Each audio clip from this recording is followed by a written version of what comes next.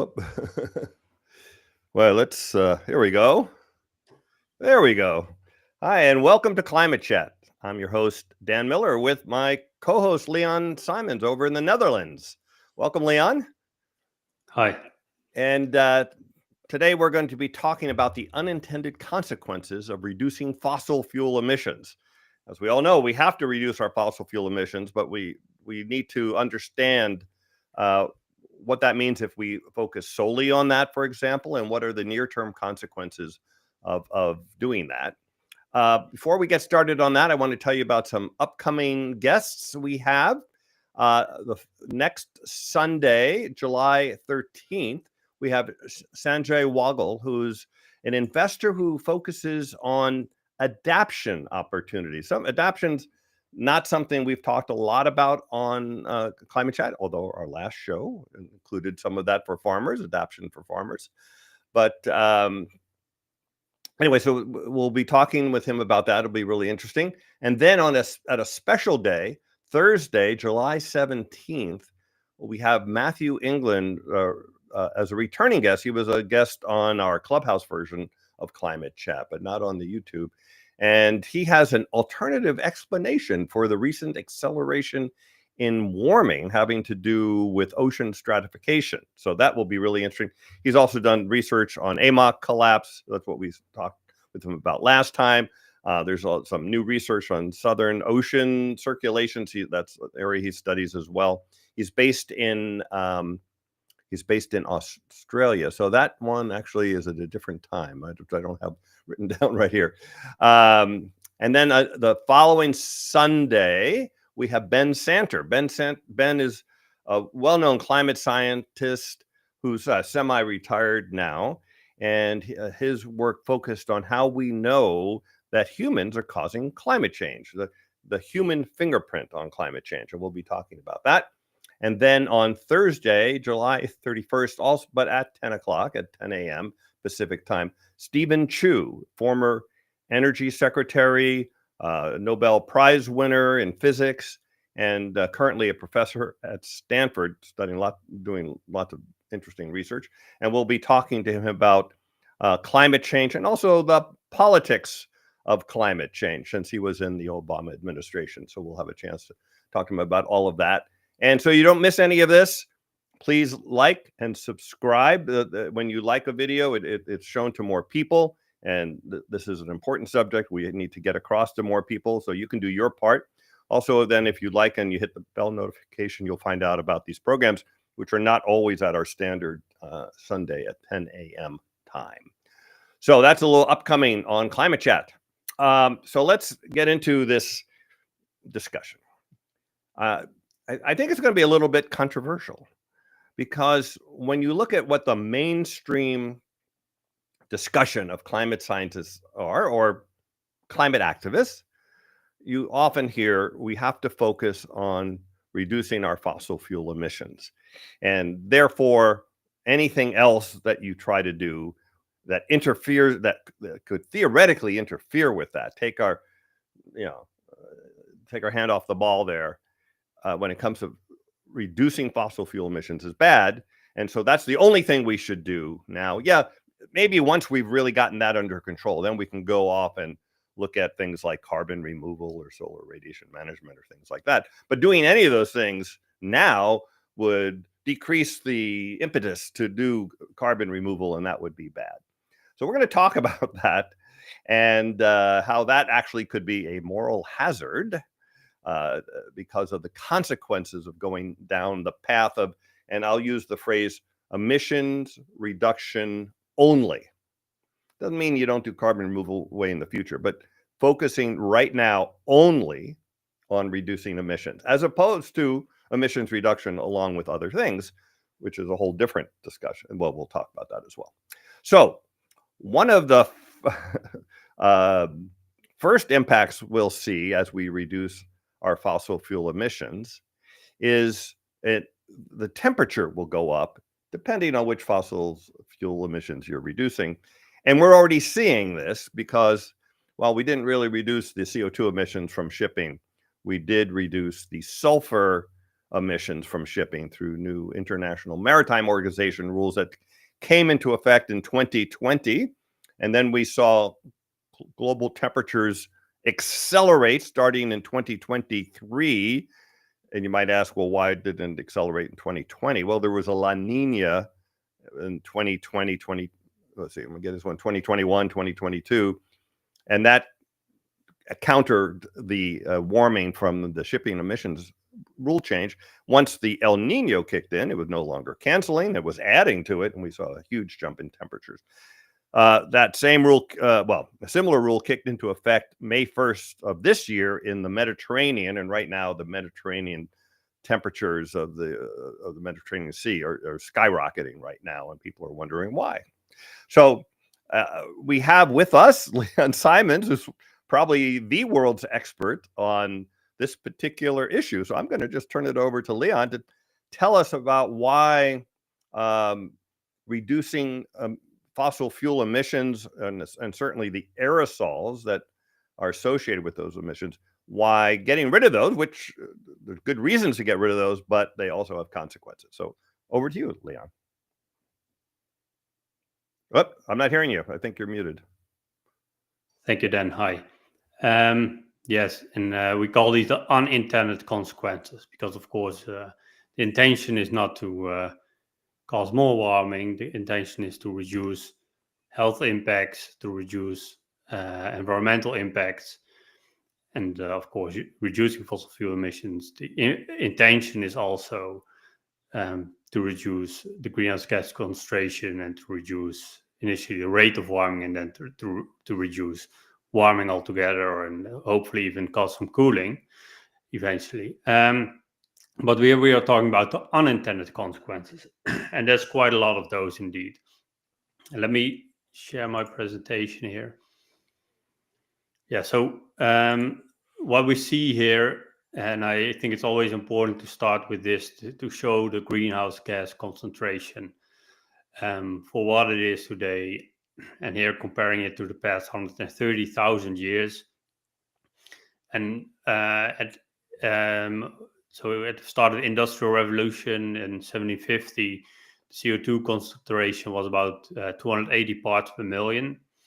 And if you take into account all the other greenhouse gases in the atmosphere, both before the Industrial Revolution and to today, you see that the current greenhouse gas concentration is about 573 parts per million CO2 equivalent, and then that's equal to a forcing of over 4 watts per square meter over the entire Earth's surface, which has 510 trillion square meters, and that's so that is higher than the 560 parts per million of CO2.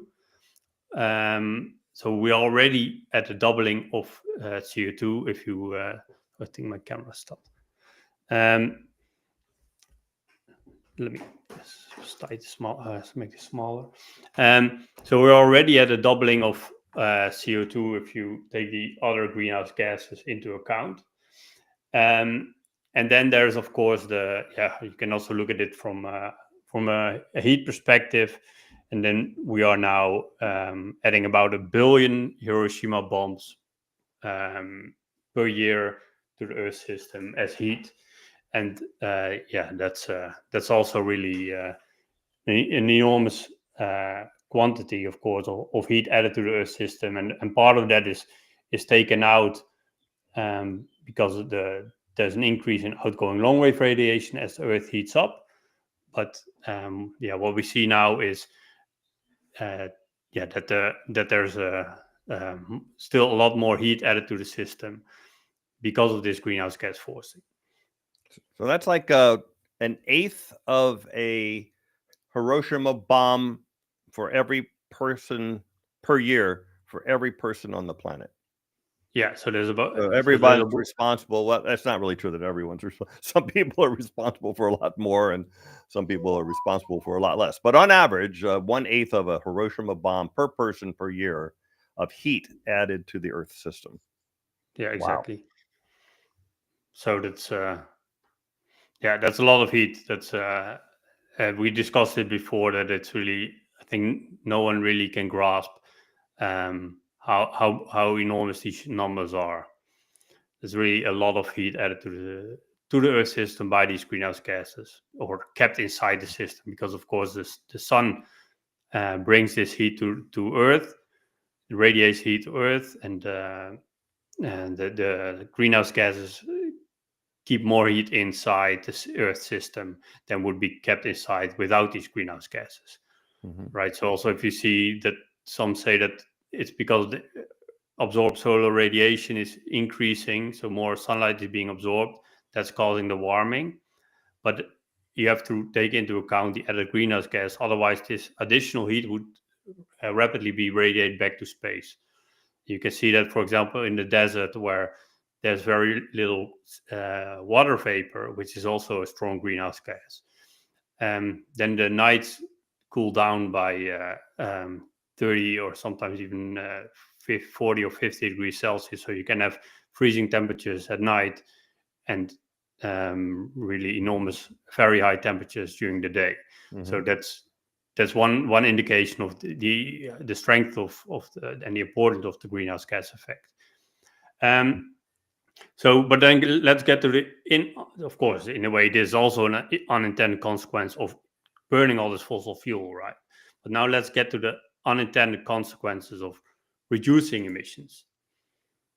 So I think now. Yeah, so what you see here is the main drivers of global warming, and these are the biggest two, are of course greenhouse gases, well-mixed greenhouse gases, and if you add some more greenhouse, if you also add tropospheric ozone, for example, this will be even higher. So, and that's around 2014. So around 2014, we would already be at 1.5 degrees or above 1.5 degrees Celsius of global warming, without especially sulfur dioxide emissions. So without the burning of sulfur, we would already have reached most likely the 1.5 degrees of global warming. Well, 2. Sorry? Without sulfur right now, we would be at 2 degrees of warming. Is that what you meant? Yeah, so this is according to the IPCC. We would, in 2014, already be about 1.5 degrees Celsius. Oh, I see, from back then. But right now we're, as we've done on this program many times, we're about at 1.5 degrees now because of the acceleration. And if you add the 0.5 degree down there of the sulfur, then you add half a degree to 1.5, you're at 2. Yeah, more or less. Yeah, and then there's this big uncertainty. Right. But our research and more recent research shows that the cooling effect of sulfur is likely much stronger than most thought, and that also means that the IPCC estimate is likely an underestimate of the cooling impact, and therefore an underestimate also of the greenhouse gas warming impact, because this uncertainty for the greenhouse gas warming, that's mainly caused by the aerosol uncertainty. Right. It's a response from the total greenhouse gas forcing. Right. And let's say that again, because I think it's really important point. So on this graph, which was from when it was earlier time when we said the overall warming was 1.1 degrees when this graph was made. So now we say it's 1.5. Let's keep it at 1.1. With what Leon just said, if the cooling from sulfur dioxide is, let's say, 1 degree instead of 0.5 degree, that means the actual warming from let's say it's 1 degree, 0.9 degrees. So keep it simple like that. If it's 0.9 degrees, that means that the warming from the greenhouse gases right now is 2 degrees. Actually, it's even more now, but 2 degrees with minus 0.9 from the aerosols, which give you the 1.1. So another way, a simple way of putting it, if the cooling turns out to be more than the IPCC thinks, that means for the cooling from aerosols is more than they think. That also means that the warming from greenhouse gases is more than they think. And therefore, when we get rid of our fossil fuel emissions and get rid of the aerosols, we're going to see more of a temperature rise than was expected. Yeah. Yeah, in simple terms, it means that the climate is more sensitive to whichever direction we force it in. Whether with greenhouse gas we force it to be warmer, right? We call it forcing agents, but so we push it into a warmer state by adding all these greenhouse gases. And if the climate is more sensitive, that means that the push from greenhouse gases into the warmer direction is stronger. And the push back from aerosols is also stronger if the climate is more sensitive to what we do. So and I think that's quite important, because often you hear that it's when people talk about climate sensitivity. So when they say, for example, no, it's not aerosols, it's climate sensitivity, but in a way they say the same thing, right? Because it just means the climate sensitivity is higher. So that means, and of course, then you could talk about feedbacks or forcings, and it can get quite complicated for most people to understand quickly. But it's if you just look at these basics: greenhouse gases, sulfur, and climate sensitivity, then I don't think it's very complex, right? So and then I think it's good to look at this second graph. So this figure here and this map, where you see in 2010 the sulfur emissions over the different over the different regions, where you see that, and there's a logarithmic scale, because also the impact of these aerosols is non-linear. So a low emissions has a strong impact, especially if there's not so much local aerosols available, so local and not a lot of sulfur locally available. So that's why you see that over the oceans, of course, that was the shipping in 2010. But also India, China, Europe, many parts of the US, especially, of course, where most of the industry is based, and yeah, mainly where people live, of course, or at least where there's some industry. You see that there's quite a lot of sulfur being emitted, and that's caused by the burning of fossil fuels.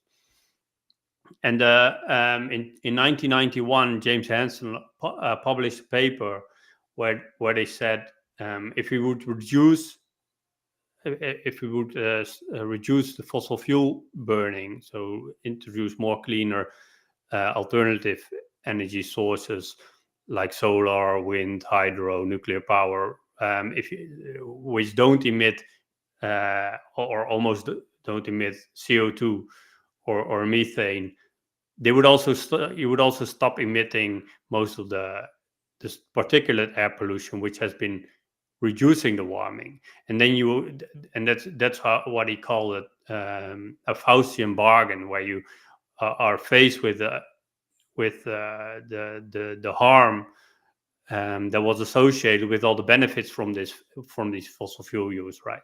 And of course, the benefits are clear to, I think, everyone who uses energy.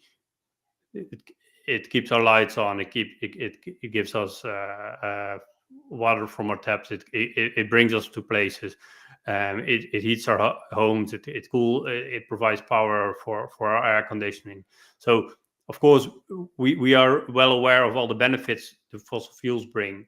But now we've been kept quite blind over the past 100 years over the warming impacts. And now that we're starting rapidly reducing these sulfur emissions, now we're being faced with the unintended consequences of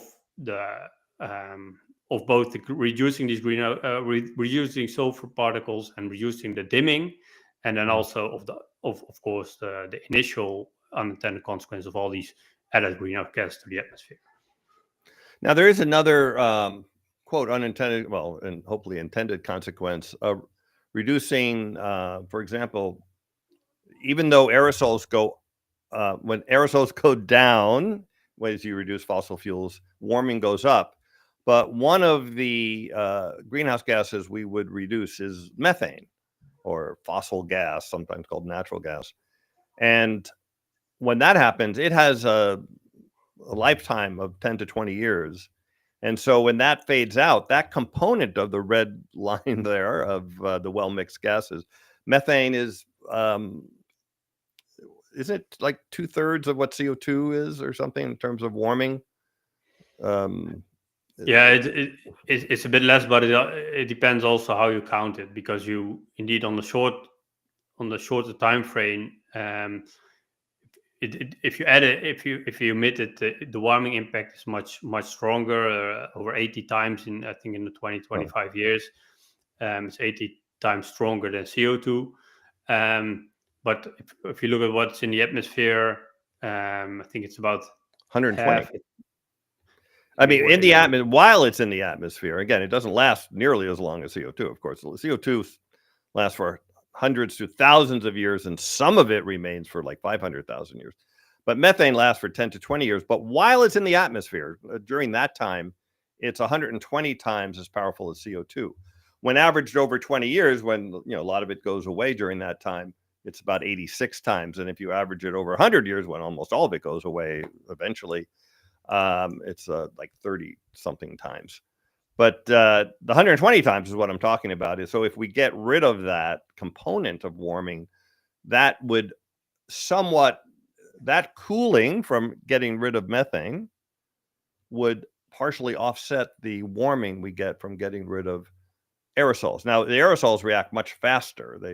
They drop out of the atmosphere in about a week, right? So if we turn those off, you get the warming impulse right away. And if you're countering methane, which we're not doing, by the way, right now we're just lowering aerosols and increasing methane. So yeah, we're doing rapidly. it totally the wrong way. But if we did do it the quote right way, we would still get that warming pulse, and then maybe over 20 years it would be offset by the elimination of methane. But any further thoughts on that? Or yeah, and you also have to take into account the effects of, for example, ozone, tropospheric ozone, which strengthens the methane forcing. So the methane forcing is stronger than just what the methane forcing is, in a way, if you take all the impacts into account. And then, of course, we are in a way also now doing the opposite by increasing methane through increasing fracking, LNG, liquid natural LNG, gas, shipping around the world. Exactly, shipping it around the world and liquefying it, and then what do you call it, deliquefying it, or regasifying the liquefied methane, and in this whole chain, so from well to stove or to burner. You see, of course, that there's a lot of also methane being going into the atmosphere, and that if you do the math, and it depends where this methane, of course, comes from, but often the methane emission, the effect of this methane, especially in the first 20 years, makes it on the short term worse than coal. Right. So the first decade, that really adds to the rate of warming. So of course, there's many ways we can reduce methane emissions, not just by reducing the leaks, but also by reducing agricultural emissions. Did I freeze? Yeah. Yeah, your screen froze there for a moment. Yeah. Maybe I don't know. There we go. Yeah. So by the way, speaking of that, I mean, this is a pretty important point. Is that countries around the world are trying to show they're meeting their Paris Accord targets and things like that. And one of the ways they do that is by switching from coal electricity generation to natural gas electricity generation, and or methane, basically. And methane, natural gas methane, has roughly half the CO2 emissions per kilowatt hour generated in the power plant. And that's true. It is, roughly half.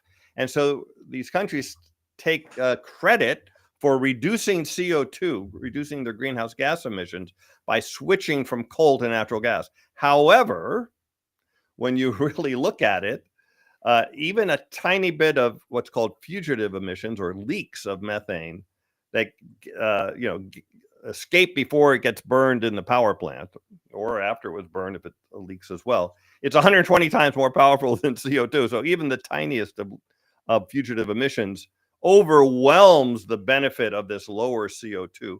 Plus, and this is a real important point we should go more into, natural gas doesn't have the aerosol emissions that coal does. So the bottom line is that switching from coal to natural gas, while you get to, on your accounting sheet, say you've reduced your CO2 emissions, in reality increases global warming, like almost immediately as soon as you do it. Eventually that CO2 benefit will overtake, but I understand it's about 100 years before you get a benefit of reduced warming due to that switch. So the bottom line is you shouldn't switch from coal to natural gas. First of all, that will immediately increase global warming, but you should switch from coal and natural gas to renewables. But one of them, speaking of the unintended consequences, has far less unintended consequences, and that is reducing methane emissions, because methane doesn't come along with the aerosols, number one, and as we also just spoke about, has very high warming that goes away quickly if you get rid of it. And that's not accounted for either, right? That's at least not in the balance sheet. Of course, if you look at the balance sheet of a coal-fired power plant, it doesn't. When it's installing these desulfurization systems, they don't get fined for the warming impacts of that, right? So they get the benefits for example, you get benefits when you don't emit air pollution because you improve health, or you get fined when you do emit them, right? So there's an incentive to reduce sulfur emissions, and that's, of course, from an environmental and health perspective, that makes a lot of sense. But as we discussed before with Vince Gauci, that also increases, if you reduce sulfur deposition of wetlands, that also increases methane emissions. So there's many things to consider. That's right. And by the way, you mentioned it briefly there, but it's worth emphasizing that there is a really good reason to get rid of these sulfur emissions. They do contribute to the deaths of 8 million people a year, according to a Harvard study. In other words, the deaths due to the pollution from burning fossil fuels, not climate change, but the pollution, which includes sulfur and other things, PM 2.5, particulate matter, and things like that, cause heart disease, lung disease, all kinds of things. It's 1 in 5 deaths in the world are due to fossil fuel pollution. So it is a good thing to get rid of it from a human health point of view. However, there are these unintended consequences of accelerating global warming, which also leads to more deaths and destruction as well. Now, there's things we can do to do it more intentionally. Maybe we'll talk, there's not really a show about that, but we can talk a little bit more about how you can do that intentionally, use far less, quote, pollution to cool the earth, and then also not have the health impact that it has when you pollute near the ground where everyone breathes. So sorry for that interruption there on that, but I wanted to emphasize that there is a health reason to get rid of this stuff. Let me show a few more graphs, okay, if you will.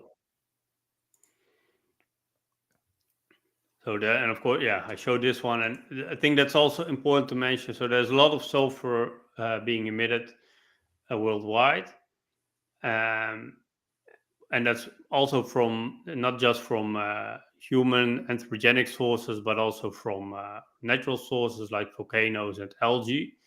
But then you see the percentage of sulfate from shipping, and of course over the North Pacific here and the North Atlantic here, and also in different regions, you see that the majority of these emissions, especially in the Northern Hemisphere, over the oceans, is from shipping, or was from shipping. This is before the regulations came into effect, and then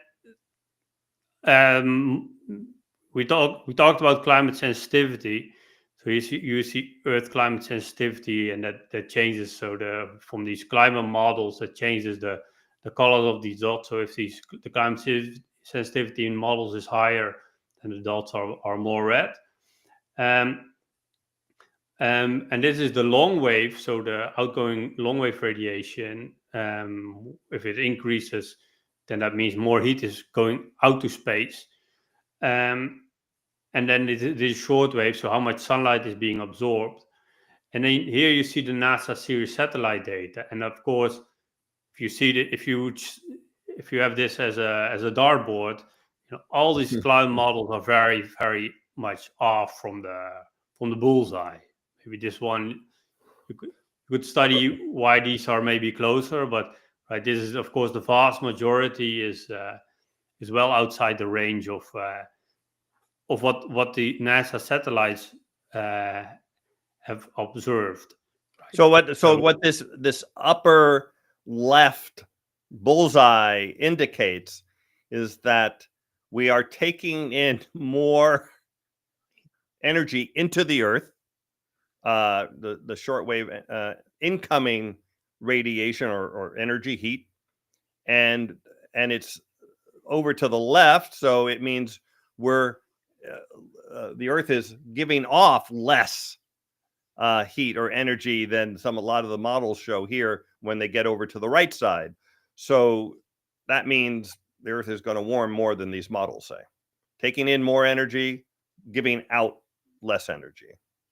Yeah, and of course, this, from our perspective, this is a strong indication of the aerosol forcing being much stronger than the estimates are, because of course the aerosols, they reflect sunlight, they reflect more sunlight to space, and they make clouds brighter, which also reflects sunlight. So this is a strong indication that if it was greenhouse gases or water vapor feedback that caused the increase in Earth's energy imbalance, then it would be more in this direction, right? You would see the increase in long wave.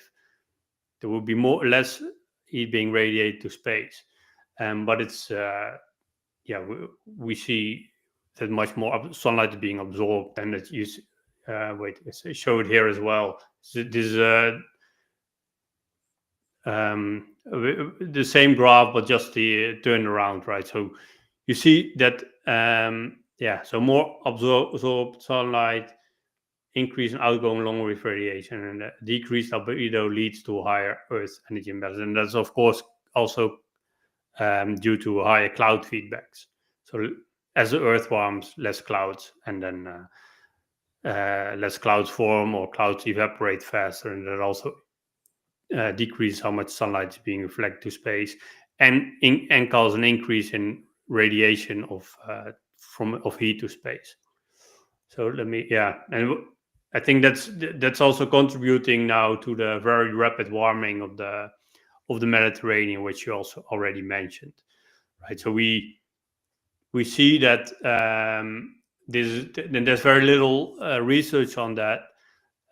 At the European Geosciences Union, there was a presentation on that, and their model stopped in 2014 because after that the models didn't have updated aerosols. So and you've talked about that with Gavin Schmidt already, where that this update has been delayed, and so we now use or many climate models now use data that's over 10 years old, and that should really be addressed. I think that's really a crying shame that this is not updated, because and in Europe even regional models, they don't take into account aerosol reductions after the 1980s even. So they keep these Cordex models, they keep the aerosol forcing, they keep it stable, so they in the models they don't reduce air pollution, and that's why you see that the warming in reality, and also especially the increased in amount how much sunlight is being is reaching the surface, increased by about 20 watts per square meter over Europe more in observations than it does in the models. You can see that here. So it's 20 watts per square meters. This is ERA 5, so the reanalysis data, and then this is the Okay, that's short wave down. So here's the cortex. You can really see that there's an enormous gap, and that's causing an increase in warming of summer warming of over 0.5 degrees Celsius. So I think it's important to emphasize there that what you just said. So they're using this old aerosol data, and since that time, not only have we reduced the shipping emissions, but China has greatly reduced their sulfur emissions by putting sulfur scrubbers on their coal plants, because you remember all the pictures where you couldn't literally look across the street in Beijing, because the pollution was so heavy and everyone had to walk around with a mask all day. This is before COVID, and so they decided they didn't like that. That's not good. It's very bad for health. Probably killed, over 1 million people in China every year just due to that. And the same so happened they in Europe. cleaned up their sulfur emissions like we did back in the 80s, where we had the problem of acid rain. So we put sulfur scrubbers on ours long ago, and now they're doing it too. And so Eastern Europe is starting to do it more. And Europe was doing more than anyone to switch to renewables, which was great. And Europe is the fastest warming landmass on Earth. And it, partly due to the fact that they're doing a great job in cleaning up pollution. So cleaning up pollution is a good thing, but it has these unintended consequences. Yeah, you see it. So regionally, it's even over 1 degree warmer. In certain regions, you see that if you don't take these aerosol reduction into account, it's even 1 degree Celsius, over 1 degree Celsius warmer than when you do. So that's really enormous increase, of course. So that's okay. Yeah, so we covered. So one of the big unintended. Let's see. Was this? Oh, sorry. No, I would listen to the cartoon. Everyone's going to want to see it. This, for those maybe listening, it's a cartoon with like an office manager looking at an employee slumped over dead with a knife in his back, and it says this person died of natural causes because people have always died of natural causes. Right. Yeah, that's the old thing, is that the climate has always changed.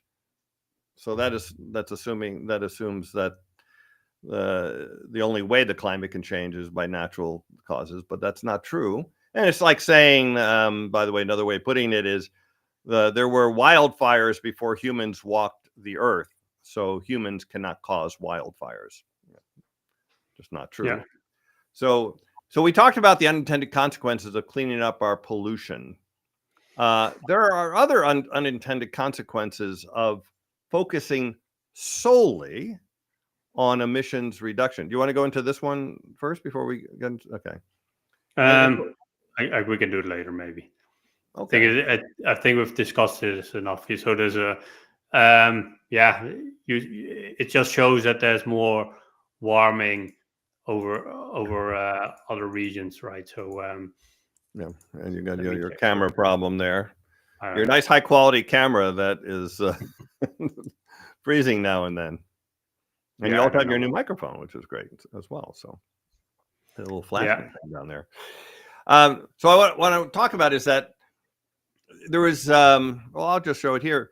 There was a very recent report from University of Exeter saying tipping point experts issue urgent warning. Basically, to be honest with you, it's the same warning that climate scientists have been giving for the last 20 to 40 years. Jim Hansen gave this warning in 1988 in front of Congress.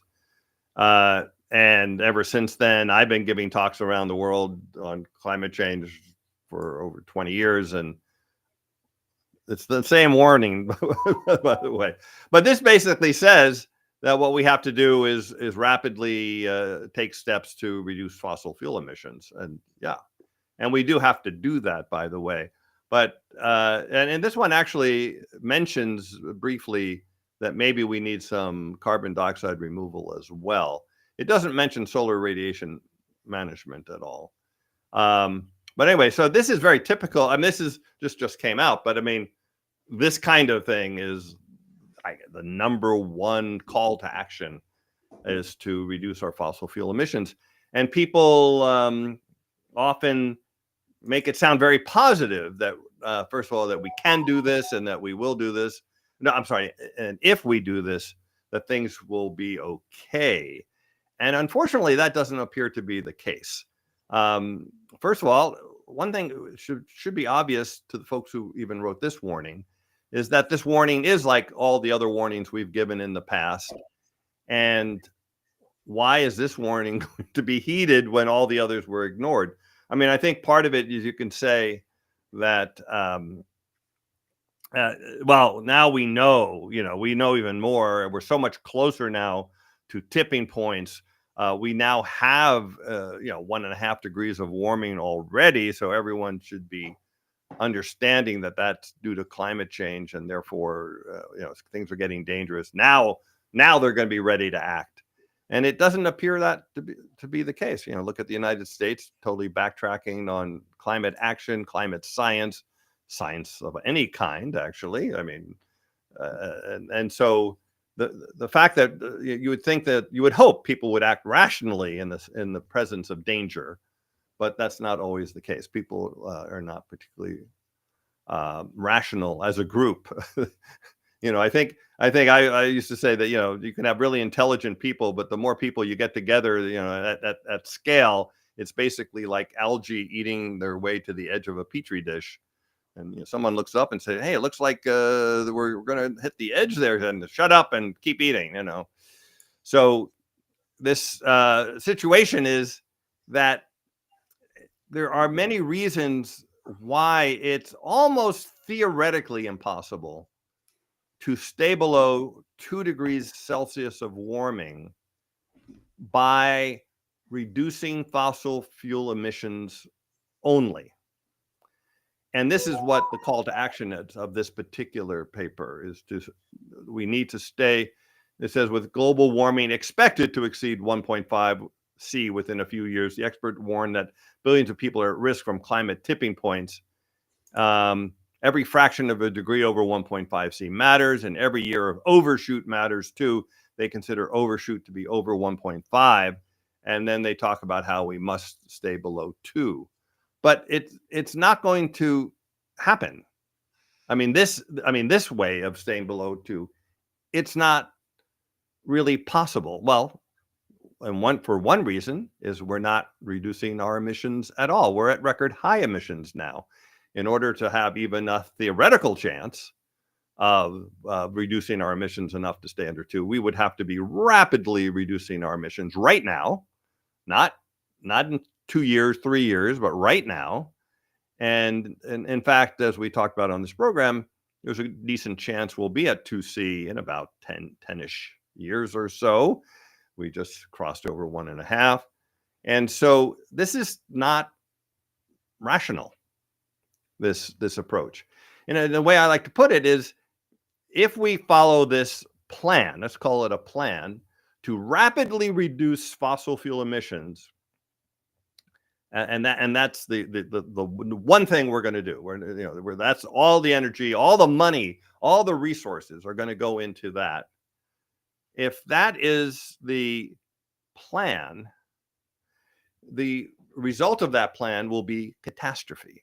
Because with that plan, it's almost certain, nothing is 100% certain, but it's almost certain that we're going to cross 2C. We're going to go over 2C of warming. We're going to cross tipping points beyond the ones we've already crossed, like coral reefs, the West Antarctic ice sheet. We probably have crossed that one as well. But the AMOC, we haven't crossed yet, we hope. And that one would certainly be crossed if we just continued on the path of crossing our fingers and, just hoping that we reduce our emissions. I should also point out that CO2 emissions, it's not like other kinds of pollution that we're used to. We're used to, water pollution and air pollution. And maybe like in China, where the air pollution was killing lots of people. We'll get rid of that pollution. We'll put on sulfur scrubbers. We'll switch to renewables. We'll do all these things. And yes, indeed, a few years later, the air is clean and people can walk around without masks on. And the same thing would be true if you lived on a river and it was polluted by a chemical plant upstream and you couldn't fish or swim anymore. And then you got your friends together, you shut down the plant, or you got them to clean up their pollution. and then you could go fishing and swimming again. That is not CO2. CO2 is a cumulative problem. We've already emitted 2.6 trillion tons. I was about to say billion because it's like the normal thing you would say. Trillion tons. And the oceans, soils, and plants absorb a little more than half of that. So there's 1.12 trillion tons of excess CO2 in the atmosphere. Roughly speaking, there's now 3 trillion tons of CO2 in the atmosphere, and pre-industrial times there was 2 trillion tons. So we've increased CO2 content of the atmosphere by 50%. Now, with that cumulative amount, the amount we're putting up there every year is, roughly speaking, 50 billion tons through fossil fuel emissions, land use changes. Maybe it's less if you only look at fossil fuels. But so getting rid of that doesn't stop the 2.6 trillion tons. All it does is decrease the increase in CO2 by about, if I remember correctly, 1.5% a year. That's the control knob we have. Remember, you have this huge amount already there, and you're trying to decrease the increase by a little bit. So, in other words, we kind of really fucked up the atmosphere already, is a simple way of putting it. And therefore, if we just only hope to fix things by decreasing fossil fuel emissions, which we do need to do, by the way, make it very clear. We do need to decrease our fossil fuel emissions. But if that's the only thing we do, we're, first of all, not doing it. Number one, if we do it, we'll do it slowly, not as the most rapid thing that could ever be imagined, which is what's required. And we're going to cross 2C, and we're going to get an AMOC collapse. We're going to get all these things that are going to fuck up everything. So a plan, let's say the plan is to reduce our fossil fuel emissions. A plan that results in catastrophe, even if you execute it, is not a good plan. That's kind of a basic point here. So your plan should include other things to, first of all, protect everyone. And by everyone, I mean not just people, but animals and plants and everything, by cooling the earth temporarily while we reduce our emissions and remove our past emissions, because we've already put way too much CO2 in the atmosphere. And Leon and Jim Hansen's research say there's more warming from the CO2 we've already put up there than we think. And there's also more cooling from the aerosols than we think. So when we finally get rid of all fossil fuels, we're going to get rid of the aerosols too.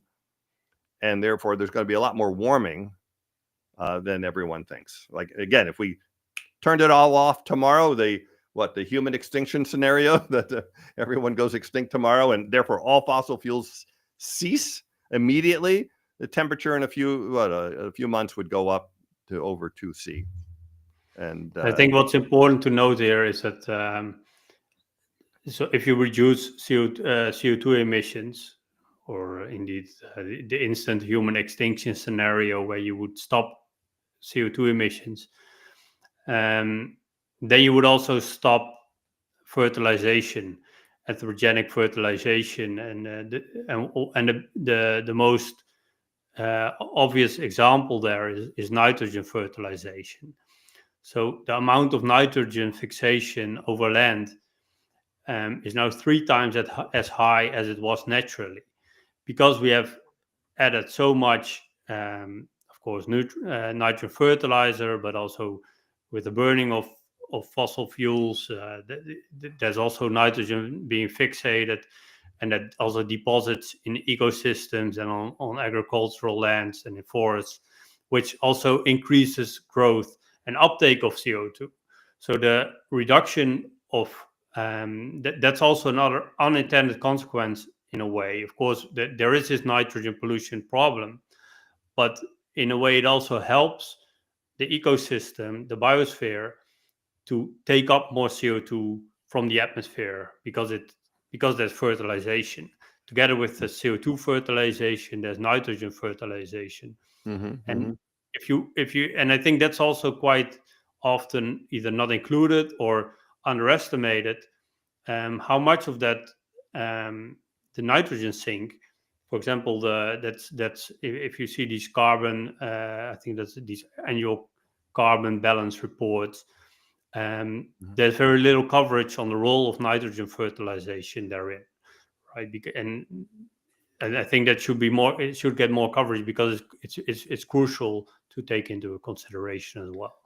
Although one thing I'll As say one on of the that, many unintended consequences we are discussing now. but one of the I think exciting things happening in climate tech, where it's people working on climate solutions, is there's a lot of companies, I don't remember how many, but there are quite a few companies working on alternative nitrogen fertilization techniques that would use like microbes that would grow the nitrogen right at the plant root, for example, rather than using artificial fertilizers so basically fertilizer replacements and all different schemes for this. And they haven't scaled up yet.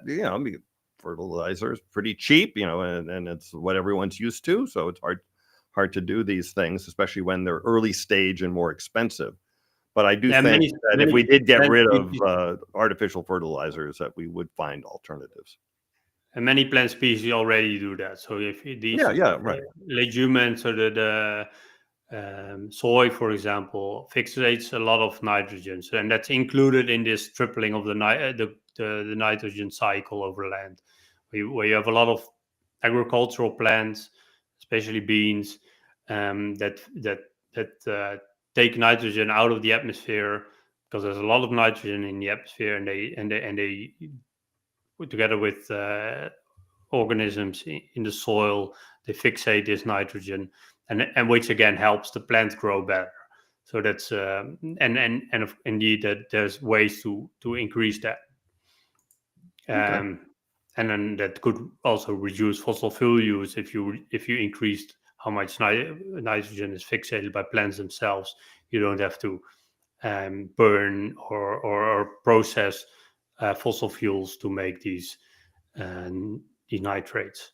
Right.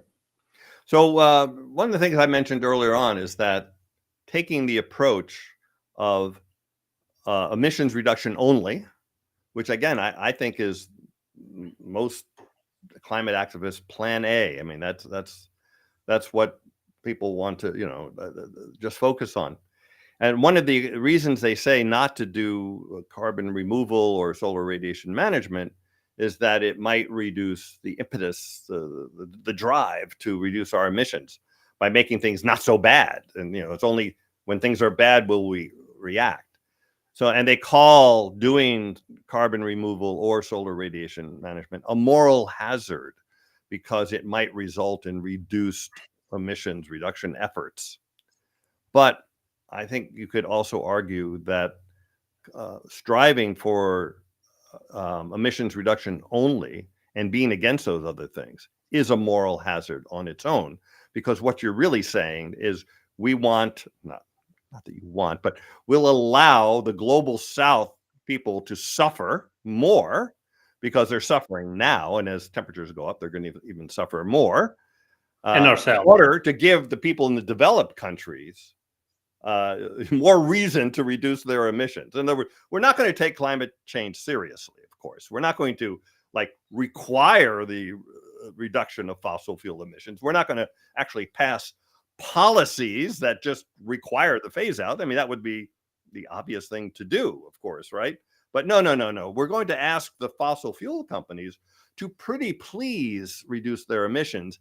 And we need to have the climate disasters happening one after another in order to give us the political will to actually take action on climate, because we're not going to rationally look at the warnings we've gotten for 40 years, and which are all coming true, by the way. It's not like we don't have signs of this all being correct. And so the idea that we should let people in the global south suffer in order to give us more reason to reduce our emissions, to me, sounds like a moral hazard in its own right. Yeah, and of course we've been doing that already, right? We've been already, in a way, there's quite some truth to it, because we have already been hiding the real impacts, as we just discussed. We've already been hiding the real impacts of greenhouse gas warming for centuries, and we argue in Global Warming in the Pipeline and on my recent EGU presentation, that we've been hiding the warming from greenhouse gases for thousands of years already by burning all this biomass around the world, right? So in a way, we've been hiding the impacts already, and we've been kept unintentionally, again the same word, unintentionally, we've been keeping ourselves and the world ignorant of the impacts by hiding them. And so there is truth to that, right? If we would have had all these impacts for the past hundred years, let's say, I do think there would have been more action on climate. And that's even some say, let's just reduce the air pollution as fast as possible in order to have people experience how bad it will get, right? So right. And there might be some, like, there is some truth to that, unfortunately, right? Because apparently people need to see how bad it gets before they act, right. So, but if you look at this graph I showed you in the beginning, where you see this, how much we've changed the radiative forcing of the greenhouse gases already, that would completely change the face of our planet without the masking effect of aerosols. And let alone as we keep increasing this greenhouse gas forcing as we are doing, right? So indeed, then once you grasp what it really means to be faced with that, then it becomes indeed a moral hazard, because that would mean most likely the death of billions, and that's a path we are on.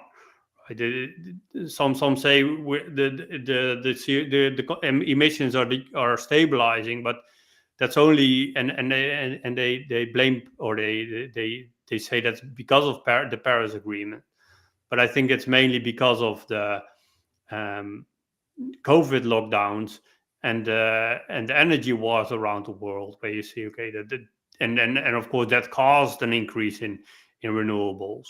So, but I don't think that's some signatures in Paris, to put it a bit bluntly, contributed as much as these other things, right? So I don't have a lot of hope of this curve going down fast. This greenhouse gas emissions curve going down fast. I do agree with you, by the way, that climate impacts, I mean, to me, I've been giving talks on this for like 20 years. The only thing I've seen that got people's attention are climate impacts that are recognized as being climate impacts. But they obviously aren't serious enough yet for people to take action seriously. I mean, we talk about subsidizing renewables as the solution, but that just gives you more renewables. It doesn't give you less fossil fuels. Getting rid of, phasing out fossil fuels would actually phase out fossil fuels, but we're not willing to politically talk about that yet. And I think we will. But the other thing people have to know is that whatever temperature you have when you finally eliminate fossil fuels, putting solar radiation management aside for the moment, whatever temperature you reach when you finally eliminate all emissions of fossil fuels, that's the temperature you have for the next 1,000 years or so.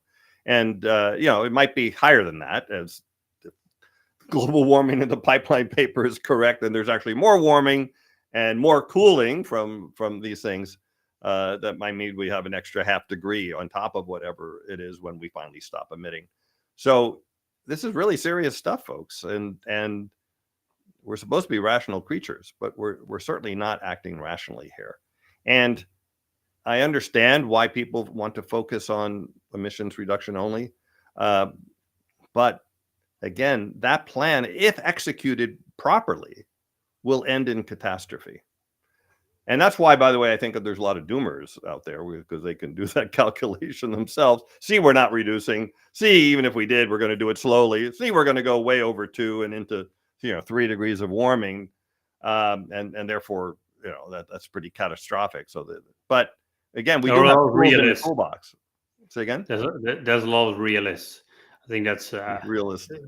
So yeah, I think that I don't like the word doomer because it's really a straw man with double N, right? It's if you see how it's used, it's often there's this picture portrayed about these people who say within 5 years, and that there's runaway warming, and we're all going to die, and Sounds billions like will Guy die within McPherson 10 or years. something. Yeah. And then they talk about James Hansen and calling him a doomer without really saying which one he is. Well, he's just portraying the data as it is, right? He's showing the data and saying this is what the data shows.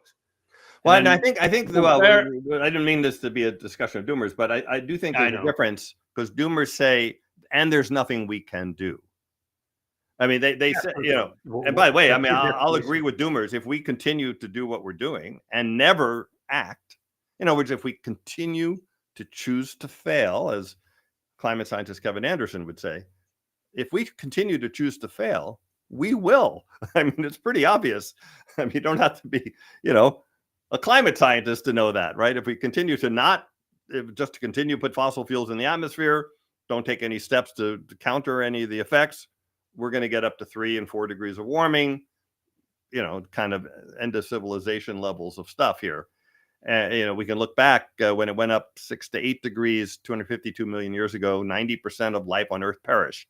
You know, so it's people like to say, well, the climate's always changed. Yeah, it has. It wasn't always good, you know, and that was something that happened over, you know, tens of thousands, well, at least thousands or tens of thousands of years, small increases of CO2, like 100 times slower than today. And incremental changes, but adding up over thousands of years, and that caused the mass extinction. You know, 90% of everything perished. So we're doing it 100 times faster, and we're just crossing our fingers that everything will be okay. So that's kind of stupid. But again, the thing about the doomers is they say there's nothing we can do when there's clearly things we could do if we chose to do them. And I don't really understand that part where they just, and well, again, there are some doomers that don't want us to do anything. Of course, we had Elliot Jacobson on, and he just prioritizes nature over humans. And if you do that, then you kind of want humans to go away quickly to give a chance for nature to survive, the rest of nature, I should say. And that's a rational approach if that's how you prioritize things. So anyway, I didn't want to really get into the doomer side of things. I really wanted to focus on the non-doomer climate action person who really wants climate. These are climate scientists. These are, you know, the people in the NGOs, the people at the University of Exeter. These are people that are serious about studying climate, and they know that emissions reduction is a necessary step, and it is. Then they take it a little farther, saying these other steps that might help will interfere with number one, and we need number one, so therefore don't do number two and number three. And they also seem to think there's some finite budget, because if you let's take a look at carbon removal. The cost of not putting up a ton of CO2 is far, far less than the cost of removing a ton of CO2 from the atmosphere, period. End of story. I mean, that is always true, always will be true. Therefore, you do any kind of economic analysis, you say, oh, whatever resources you have, put them towards reducing emissions. Don't put any, you know, maybe, you know, do some research or something, but don't do anything serious until first you've done all of the emissions reduction you can. And that sounds logical. It does sound logical, but there's a certain fallacy in it. And the fallacy is it assumes that there's a finite budget for saving civilization. Like, there's some finite, it's never specified what it is, but whatever resources you have, which, by the way, we're putting, first of all, there's a fallacy in the whole thing because it's cheaper now to use renewable resources. So switching away from fossil fuels will save money, not cost money in the aggregate, and maybe a little more upfront right now as you get rid of assets that were supposed to be there for 40 years and you better get rid of them now. Okay. But in the long run, we're going to save literally trillions of dollars. So the whole idea that, you know, we only have a finite amount of money, you just pass the law, which doesn't cost the government anything, that says you are not allowed to burn fossil fuels after this date in this particular application. And then you pace those things out. So that fallacy is right there. But the other fallacy is, if you do it, if you take, quote, all your resources, which isn't really a true thing, towards emissions reduction, you end with catastrophe, and therefore you failed. So that's not right, And then also I would argue that, let's just say, and we're not doing this at all, of course, we quote, put all our available resources towards emissions reduction, and therefore there's nothing left to do carbon removal. Well, wait a second. A new cruise ship cost $1 billion. So if we're going to trade off saving civilization versus building new cruise ships or golf carts or Tupperware or whatever it might be, we have the resources to save civilization if we choose to do it. And by the way, some of these things like solar radiation management don't cost hardly anything at all, just maybe $5 billion a year, which is probably spend that on meat inspection or something. I don't know. So this premise that this is the path forward, plan A and plan A only of emissions reduction. A, we're not doing it. 2, as we do it more and more, we're going to do it way too slowly. 3, there are no situations where we can do it fast enough to stay under 2 degrees, except theoretically, which not in any practical sense. And therefore it ends in catastrophe. So given that, if you're rational, your plan that ends in catastrophe is not a good plan. So you need to have another plan. And that plan includes reducing your emissions much more quickly than we're doing today through policy, not by small economic incentives that actually have rebound effects that you don't even know about, and therefore are not that effective. Again, subsidizing renewables is the obvious one. We've ended up so far 100% of renewables on a global net basis have gone to new energy supply and not reducing fossil fuel emissions. And the way we know this is that fossil fuel emissions are at a record high. So you kind of know that. But that didn't have to be that way. Instead of subsidizing renewables, we could have phased out fossil fuels, in which case renewables would have replaced them and grown rapidly, but it would have been a different situation. We can also do carbon removal. It's very expensive per ton right now, but we need it running at a scale that is literally 1 million times more than what we're doing today. And as you scale things up, they get cheaper. So we can spend some money now, which is, by the way, a tiny, tiny fraction of what's spent on renewable energy. It's like, just a couple $1 billion or something versus $1 trillion, $2 trillion on renewables. To do carbon removal scale up, which again, it's scaling up from a very, very tiny, tiny amount right now. People wonder, well, it's no good because it's tiny. Well, it's tiny because no one's going to pay for it. It's waste disposal. If you want a lot of it, pay for it. You can have as much as you want as long as you pay for it. Right now, it's expensive. It'll get cheaper over time. Always still more expensive than getting rid of fossil fuels, by the way. That always will be true. And then the last one is solar radiation management, which is cheap, quick, relatively quick, and would reduce pain and suffering and heat stress and crop failure and wildfires. And by the way, Arctic melt that leads to AMOC collapse and things like that quickly and effectively with some side effects. But if you're going to look at those side effects, you also have to look at the side effects of not doing it. And that's what we're talking about today. And those side effects are absolutely catastrophic any way you look at it. So that's the rant. Leon, what else do you have to add to that? Yeah, I think you covered quite a bit already here.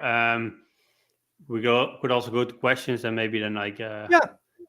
And let's see, Stacy, if you're available, you can turn your camera on, or type something in the chat here. If you're not able to, and Eli, here, okay, Stacy is here, so let's bring her on. Hey, Stacy. Hi. How are you? Okay. Great to see you guys. And yeah, I am in a hotel room in New York. To go on the trip. Yes, and there was only one real question that I saw. Oh, actually, and Nadia, I see one here as well. I mean, but there timestamp. were a number of misconceptions. There are a number of misconceptions. Do you want to go with questions first? Well, your and question. Yeah, you can do your question answer first, or some whatever, questions? or Oh, well, mine is no. I don't have any questions. It's more just a comment of when we're talking about this. I think and we need to do this, and it's only going to make things worse because a lot of it started sounding like keep burning people. Right. And I know that there's part of it that it's like, well, yeah, that's the bargain we've struck, but I can't see my way around any is burning more. I don't know. What do you think? your audio was not great. So repeat the question. What was the advocacy for burning more fossil fuel? All right, let me. Oh gosh. Here, I'll try this. Better? No, it's connection. No, yeah, you have a weak internet. Is that better? You're frozen now. So you have a weak internet connection. But try it again. Try it again. What's the quick version of the question? Okay. Comment is just more quickly saying that we must eliminate, yes, this is the bargain that we like, but the pollution kills people. The emissions are going to ultimately, we need to eliminate this. I don't even know if we should reductions anymore. It's just and it's initially presented sounds a little like we might want to consider continuing to burn. Oh, I see. And what we're saying here? Yeah. No. Yeah. No, I think we have to make it clear that, and I said at the beginning, but probably worth saying it again, that we have to get rid of fossil fuels. And there are consequences of doing it, which can be countered, by the way, with much healthier, safer ways of doing it. I mean, just very quickly, we're doing about 70 to 100 million tons of sulfur every year. I think maybe we peaked at 100. We're down to like 70 million tons of sulfur, which contributes to the deaths of 8 million people a year. So it's pretty bad. It's also cooling the earth. We could cool the earth just as much with around 5 million tons in the stratosphere. And when it's in the stratosphere, you don't breathe it in, falls out as rain, mostly over the ocean. And therefore, as according to David Keith, who we've had on this program, it's 1,000 times safer than putting an equivalent amount of sulfur. Well, no, putting the amount of sulfur we are putting in the lower atmosphere. So yes, there's things we can do. We can reduce our emissions, avoid some of the major unintended consequences if we act with all the tools we have available, not just focusing on one. Okay. Okay. Yeah. Just as long as it's followed up real quick. And we do have Eli here, so I'm gonna. We've got to end it. And Stacy, your connection's kind of weak there, but we were able to make that out. So Eli, welcome. What's your question? Stacy, your connection's kind of weak there. We're getting the echo problem, Eli. So Eli, welcome. What's your question? Hi. So as people are the echo problem with Eli. Is it okay? Go. Okay. So as people are aware, AI is arriving and there is an insatiable demand for electricity. And therefore people they recommissioned, or they're trying to recommission 3 Mile Island. What do you think about allying with the most retrograde elements that are pushing for coal to come back to power that using coal and emit sulfur rather than methane, fugitive methane? Wait. So we need more power for AI and use coal versus methane to cool the Earth more? Yes, that's right, because there are all these plants that are decommissioned or slated to be decommissioned, right? And I mean, it's a horrible thing either way, but picking your poison, I think that poison might not be the worst. Again, I'll just say it very simply. I think since we have the choice, people are also saying put the sulfur back in ships because it'll cool the Earth. For some reason, when you do it accidentally, even though that would not be accidentally if you put it back, it would be doing it specifically to cool the Earth. That would be officially geoengineering if you did that. Taking it away isn't geoengineering, putting it back is. But since we can cool the Earth without causing all the deaths, and by the way, the long-lasting CO2 pollution that lasts for 500,000 years, some of it, it's like a false choice. That's not the choice. The choice isn't between coal and methane. You could just, by the way, through policy, require that AI use 100% renewable energy with battery storage or whatever, or wind, water, whatever. So you could do that. By the way, AI itself is dangerous, and we did a program with Will Wright, which will kill us first, AI or climate change.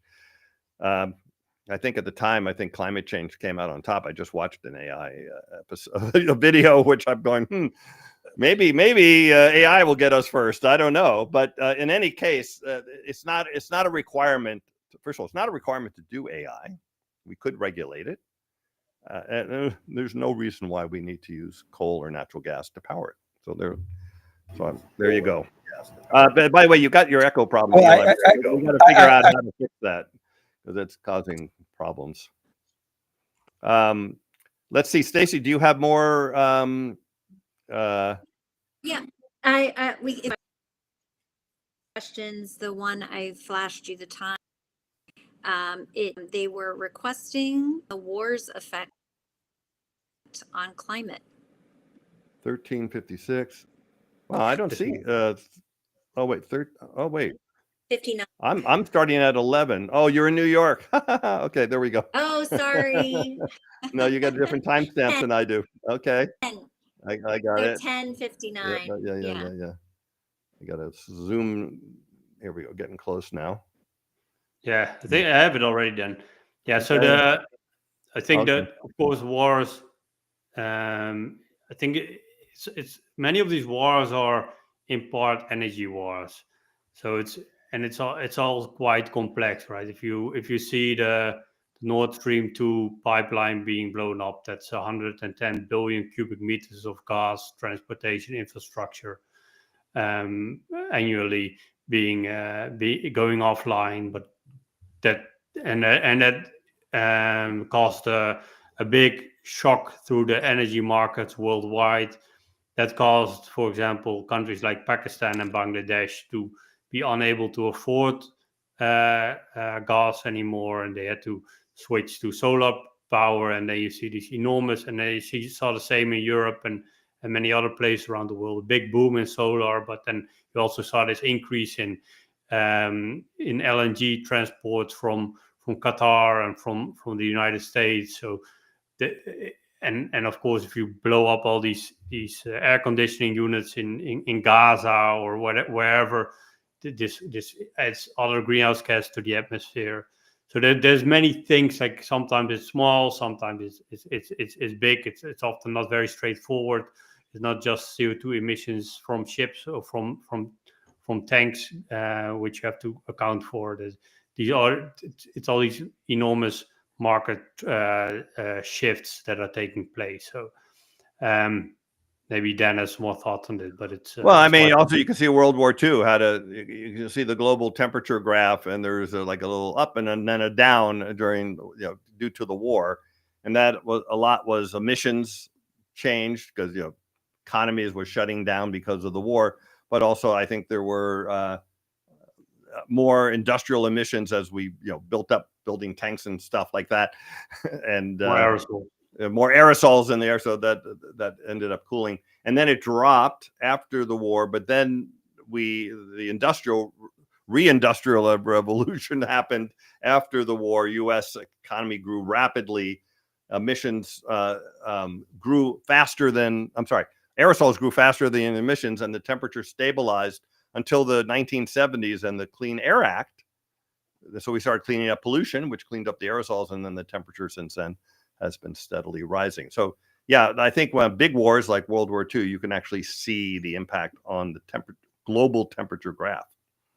So yeah, and it's always, I think it's always very complex and difficult to see what comes out of a war, right? If you see, for example, GPS was developed to make sure that all these nuclear weapons landed on the right city, but now we use it to get ourselves to the right coffee shop, and you have nitrogen fertilizer from Haber-Bosch that was initially used to make bombs, and so I think there's always a silver lining to all the things that are developed or happen during wars, and it's almost impossible to envision what the future will bring from all that's happening now, right? Drone technology, for example, right? We don't need now drones are being developed to make sure that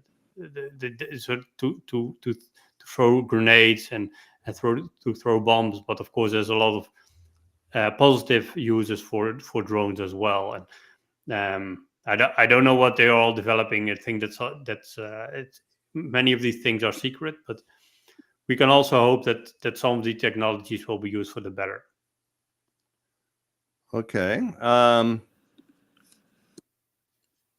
Okay, so let's see. This one, I guess, is for me. Why can't Dan understand that all forms of civilization are inherently unsustainable? Maybe true. By the way, when we take a look at why don't we see lots, there's trillions of stars, trillions of galaxies. Why don't we see signs of life, radio signals from other planets, in the universe? And one of the reasons might be that when you look at the equation of how many signals you should see, one of them is how long civilization lasts. And, maybe civilization, not just on Earth, but everywhere, is inherently unstable, that once you get the ability to send radio waves, you also have the ability to create greenhouse gases and nuclear weapons and things like that. And it's just inherently unstable. Interesting question. But right now we're faced with the question of, what do we do right now? Do we give ourselves more time to figure out maybe we should be smarter about how we run civilization? Obviously, right now, we're not very smart about how we run civilization, but we could be. And so, and Jason asked another similar question, the solar radiation management is inherently going to backfire.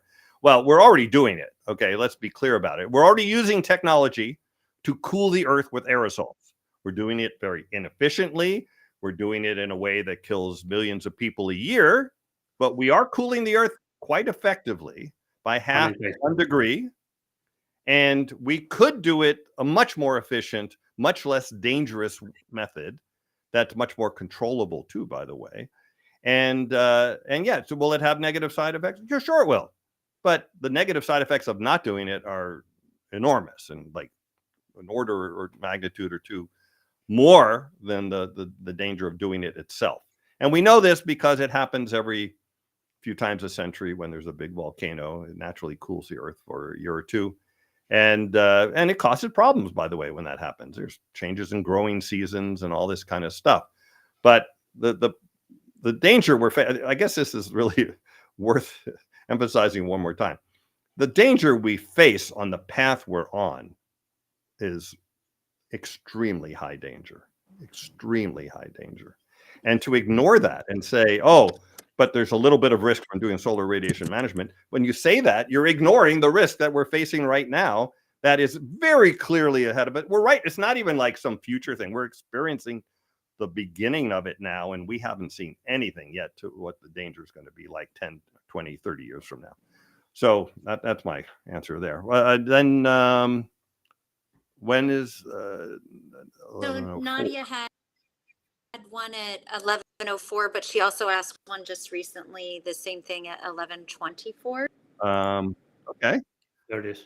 24. I have it. And yeah, about sort of getting even, because 99% of humanity is wiped from the earth. The 1% that survive.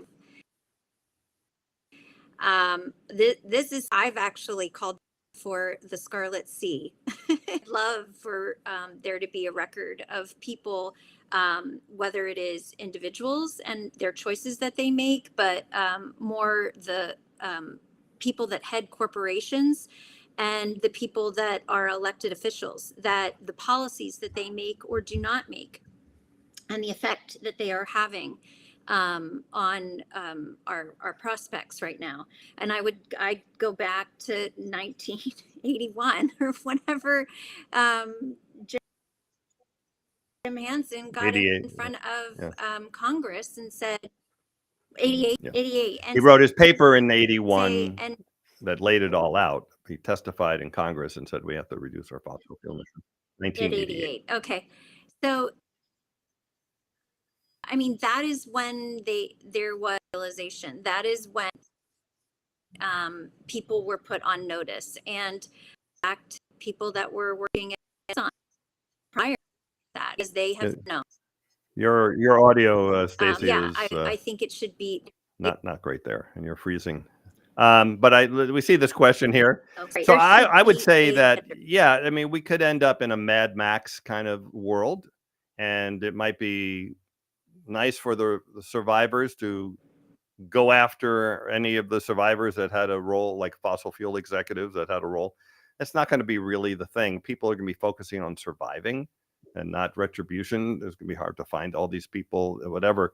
And it's not a good situation anyway. I mean, that you're talking about after the fall, and let's try to avoid the fall in the first place, and maybe go after those people while there's still civilized society to go do things about it, rather than individuals, with spears or something like that and guns. So yeah, so I would say let's try to avoid the Luigi. Mad Max thing in the first place. That would be my suggestion. It's I don't know, probably a reasonable suggestion. I would suggest that as well. Oh, there we go. um, Okay, so here's one. So then I don't This know if one you I've seen a bunch of times. So we did a whole show with Ying Tao, is it? Get the name right? Who's the co-founder of MEER.org, which promotes surface reflection, literally putting mirrors on the ground, painting roofs white, and things like that. And this can have a positive impact in a local area. So you do that in a city that's like black asphalt everywhere. You paint the roofs right, you put trees up and everything. It can actually make a very noticeable change in the warmth in that particular location, but it won't make a change in the global surface temperature. To do that, to do the same, just to cancel out current global warming of around 1.5 degrees, you'd have to put up mirrors literally the size of the entire United States, which, by the way, is only 1.8% of the surface area of the globe, which is kind of mind-blowing when you think about it, that the entire United States, with Alaska and Hawaii thrown in, is about 1.8% of the surface area of the globe. And that's about how many mirrors you need to counter the global warming we have. That ain't going to happen. So again, totally great to deploy surface reflection. We should use it, especially for urban centers with high populations suffering from heat, that will have a noticeable, real impact in those areas and reduce the need for air conditioning and all that kind of stuff. So it's a good thing to do. It's not a global solution. It's a local solution. Okay, but what else did you have? there? Yeah, that a good policy would be that one white, 1/3 have solar upon them, and one are greened. That that is a winning combinations, and that we're not making it work for us kind of silly. Let's see. As Nadia says here, there's more things breaking down than just the climate. I agree. We're crossing many planetary boundaries. Nitrogen, actually phosphorus, plastic pollution. There's the whole overconsumption in general of things. And, we had William Rees on a while ago for a very happy talk there. And so, yes, I agree. But I also think that climate is going to get us probably first. These other things are really bad and they're having impacts now. But if we don't take care of climate, we won't be around to address the other ones anyway. So I do think it's worth focusing on climate as sort of a primary, even though you could say climate change is an offshoot of overconsumption. It's the pollution component of overconsumption. I wouldn't disagree with that, but we can still focus on it and look at solutions to the climate issue. Okay. Any others, Stacy, or before we go? We've been going for an hour and a half, so there's no reason to keep going. Just the things I would to have cleared up are that whether water vapor or CO2 has a bigger impact on the environment. So, okay, that's a good question, and the answer, and then Leon can jump in on this. CO2 is a forcing. It is something we emit into the atmosphere. We take it from underground where it's been sitting there for 100 million years. We dig it up. The biggest industry on Earth is designed to take sequestered CO2 from underground and put it in the atmosphere. That's what our civilization system does. So that the CO2 we put in the atmosphere forces the climate to change. One of the things it does is increase the global temperature.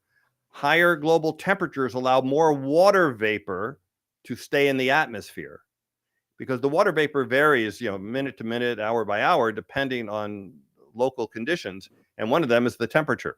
So by increasing the global average temperature, we increase water vapor. So it is a feedback. It's a feedback. And so it's not really worth saying which is stronger. CO2 is doing the warming. It then adds CO2 is doing the warming. It then adds water vapor, which increases the warming. It's still the CO2 that forced the water vapor feedback, and therefore that warming. So it's really, so the answer to the question is CO2 is the control knob, not water vapor. Water vapor amplifies the CO2 effect. Yeah, and then the risk, of course, comes also from the water vapor, especially as you see now in Texas, when this water vapor cools down and condensates against aerosols, and then it forms rain, and then it all comes down at once. It can take away all these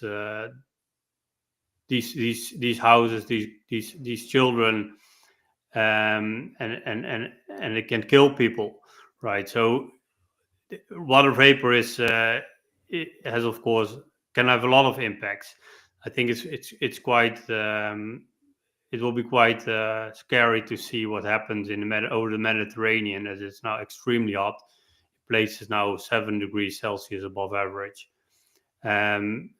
Once it starts raining, once it cools down, then that can come down, as we've seen in recent years.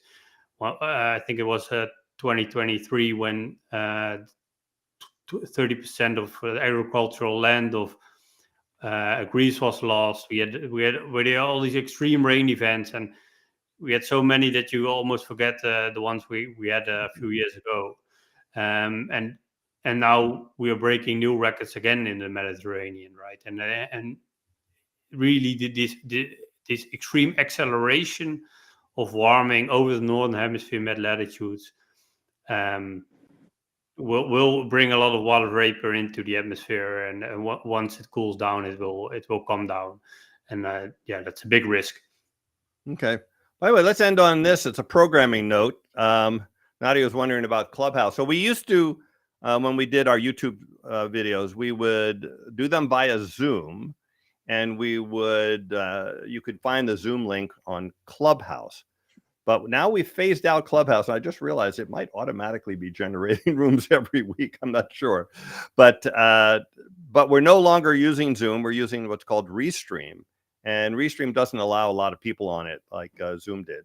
So we're not inviting sort of audience members onto the Restream, and we're getting the questions via YouTube live comments. So that's what we're doing now, and that's why Clubhouse is basically, we're not streaming to Clubhouse anymore. We did do it both when we had the Zoom, but the Restream doesn't allow that. So anyway, that's a little programming note. And speaking of programming notes, let me repeat our upcoming guests. Next Sunday, Sanjay Waggle, who's an investor in climate adaptation, something you really don't hear much about, even in clean tech circles. It's not something that's a thing. And so we're going to learn about that and what that all means. Thursday, July 17th, and let me tell you the time, 3 p.m. Pacific time. 3 p.m. Pacific time, we have Matthew England, who has a kind of like big deal paper that says the rapid acceleration and warming is due to ocean stratification. So it could be kind of replacing Leon and Jim Hansen's theory a little bit, but actually I think it's probably more complementary to them than it is. And you're on the Atlantic, right? North Atlantic. In the North Atlantic, yeah, in the North Atlantic.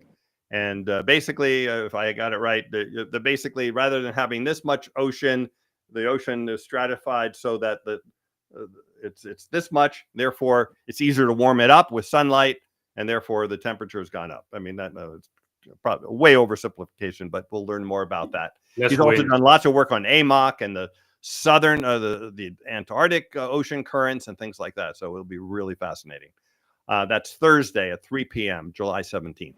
Sunday, July 20th, Ben Santer, super well-known climate scientist, semi-retired now, did some of the pioneering work on how we know that climate change is caused by humans. So it'll be really interesting. And then on Thursday, July 31st at 10 a.m. Pacific, our sort of normal time, but different day, Stephen Chu, Nobel laureate, U.S. Department of Energy Secretary under Obama, now a professor at Stanford, well-versed in climate change. I met him originally because I saw him give a talk on climate change. This is, back when he was the head of the Lawrence Berkeley Laboratories. And so fantastic, super smart guy, as you might imagine. And we'll have a chance not only to ask him about climate change, climate science kinds of things, but the politics behind why we didn't really act on climate, because he was there in the government and could see all of that. So that'll be fascinating as well. And then plus future guests. And so please keep the suggestions for future guests. You can put it in the comments here or on the recorded YouTube channel comments, or climatechatclub@gmail.com. The club part is left over from the Clubhouse days. And so we're always open to suggestions and from people, and we've taken advantage of some of those as well. So I want to thank Leon, Stacy, Eli, and everyone listening to this. Remember, please like and subscribe. We don't push it very much like other channels do, but it is important because we're trying to get the word out on our climate situation. The more you like and subscribe, the more people that will see it. And it's free, and it's an easy thing to do to help promote climate information. So thank you for that, and we will see you next time. Thanks, everyone, for coming. Take care. Bye-bye. Thank you, Dan. Bye.